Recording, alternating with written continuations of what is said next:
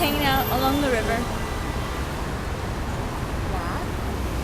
I did a photo shoot on that bridge the other day. It was very nice. I was wearing that crazy ball gown and everyone was staring and taking pictures, so it might be on picture somewhere. I should really look that up.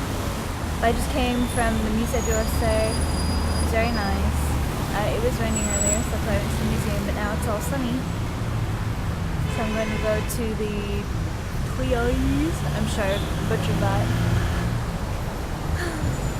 After being here 2 weeks, my time is almost up. I'm very sad, but I've decided that I want to live here.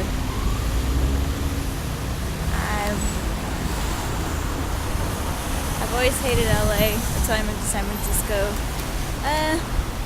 I won't say I totally regret moving back, just mostly. It's time to do something else. So maybe Paris is it. I've had really good experiences since I got here. I feel like I've adapted quickly despite the language barrier. You can't really fudge it as much as you can try. And I think good things could keep happening. If I could get a job here, then at least it'd be a job, right? So we'll see how it goes. Oh, I'm so happy. I just came to sit in the garden because it was very pretty. See? My mom would love this because she loves irises. She doesn't care for France, or for Paris anyway. But I'm sure if I lived here, she'd come visit. Ha! So I was just sitting here, relaxing, cooling off a little bit. I forgot to put deodorant on today, so I can't get too hot. And this old man comes up and starts talking to me. He starts talking in French, and then I looked a little bit clueless, so he started talking in English.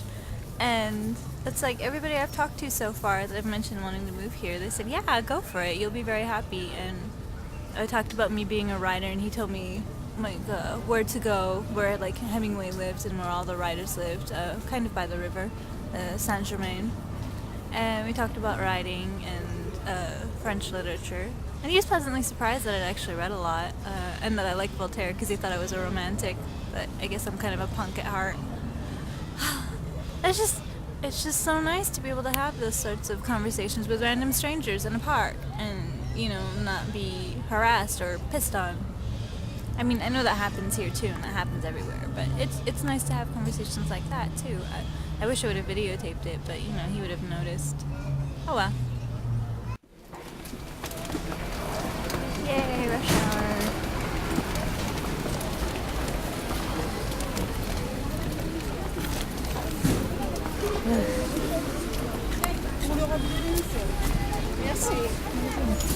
Merci. I got a magazine. I'll read it on the plane. And by read it, I mean the pictures. Anyway. Let me cross the street and get away from people first.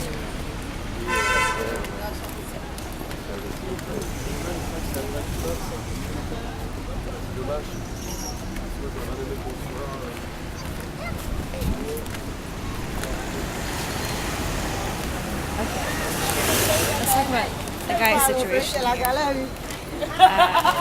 There's a lot of cute guys here. Like, not so many that it's overwhelming, but just enough so that when you get on the metro or you're in a museum or something and you notice one, you're like, ooh, and it really stands out. And I don't know if they're just like more humble here, or the girls are plainer, or I don't know, but they seem interested. It's not like the LA guys that are too full of themselves to have any time for anybody else, especially a girl. But there's one really cute guy at the Musée d'Orsay. He had like a little composition sketchbook, and we were kind of like eyeballing each other back and forth. I live for that. There's a lot of that going around here. Mon amour. See? Like that. Maybe I'm being vain, but that's another reason I'm going to move here. It's really nice. It's a welcome change, and it's like my type of cute, you know, bookish cute, not like stupid hipster, overdone, overprocessed, overthought. It's very nice. My roommate and I have been talking about it a lot. But I still like English guys better. And of course, when I go out to dump the trash dressed like this, everyone in the building is out and sees me. So embarrassing. But it's too hot. It is entirely unfair that they put a really cute guy behind the counter at a sex toy shop. That's really not cool. Oh, by the way, I'm by the Moulin Rouge. Can you see it right down there? Yeah, there it is. And there's all these sex shops nearby. Of course I had to come. Driver's car already said I was a pervert, might as well live up to it. Ladies, if you ever want to know where all the cute young guys are after dark, try Montmartre, especially around Moulin Rouge. Although, maybe that's why. I'm not sure. But still, they'll look at you, which is nice. You just have to deal with all the doormen and women trying to pull you into live sex shows.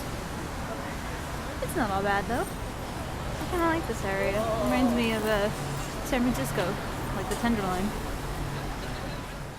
There is the world famous Le Chat Noir, the black cat. Well, this is a cafe. I believe the original one was a theater, like a shadow puppet theater. At least that's what I could figure out in the Musée d'Orsay today, looking at the exhibit. Still a very nice cafe. And across the street is the less world famous, but I don't know why, Sexo. It's got a good name, right? I like that there's a currency exchange place here. There's actually like quite a lot on this street because they're all like right next to all the live sex shows that cost like 25 or 30 euros for lap dances and stuff. And there's always like a string of frenzied men that are obviously foreigners scrambling in to get change and then running back out. It's quite funny. Oh yeah, forgot to add, there's the erotic museum. It's supposed to be 7 stories of like really perverted, nasty stuff. I was gonna go in, but it's 8 euros. So the Musée d'Orsay didn't even cost me that much. I don't think the Louvre will cost that much, so I'm kind of about it. And they're probably closing soon anyway. But I like a good erotic museum. Who doesn't? Okay, there it is, everybody. Le Moulin Rouge. Although, is it La or Le? I'm not sure. My French is really, male. Oh, time to cross the street. Bye.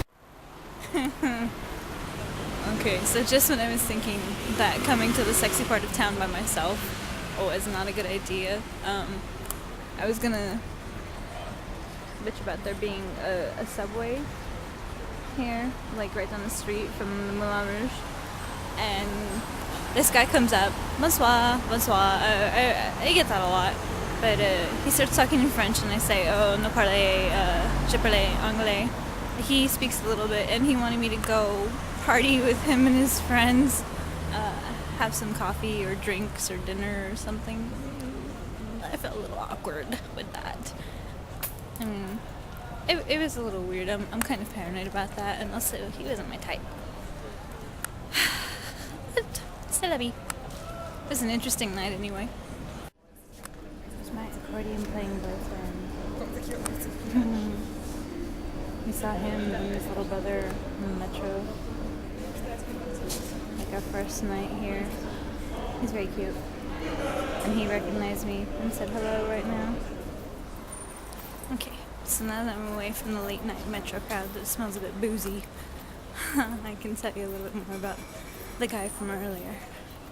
I can never talk loud because people are eavesdropping and they always think I'm talking to myself. Anyway. So yeah, I was just gonna film a little segment complaining about how there's a subway down the street from Moulin Rouge, and then the other way there's all the sex shops, and it kind of ruins the whole effect. And this guy comes up and starts talking. He said, oh, I just had to talk to you because you were so beautiful. Like any girl's gonna pass that up. And yeah, he asked if I was alone or staying, if I had any friends around. I said, yeah, of course. I wasn't gonna be stupid. And I think he asked if I was from Amsterdam, even though I said it was American. Or maybe that I was staying in Amsterdam. I couldn't quite understand. Yeah, and then he tried to get me to go over to a cafe with his friends for coffee that would lead to alcohol. And I said no, that I wanted to go home and eat because I was hungry, which is a little bit true. I left potatoes at home that I'd cooked but hadn't eaten. And then he made me kiss him. Thankfully not on the lips because I wouldn't have done that, but you know, Parisians actually really do the little cheek air kiss thing, and he wanted me to do that, so I did. Throw him a bone, you know. It's my first time in Paris. I have to do some stupid things. So, that was that. And there's a couple of cute guys in the metro, too. I don't know where they're all coming from, but they're coming out of the woodwork now that I'm going to go. They better be here when I get back.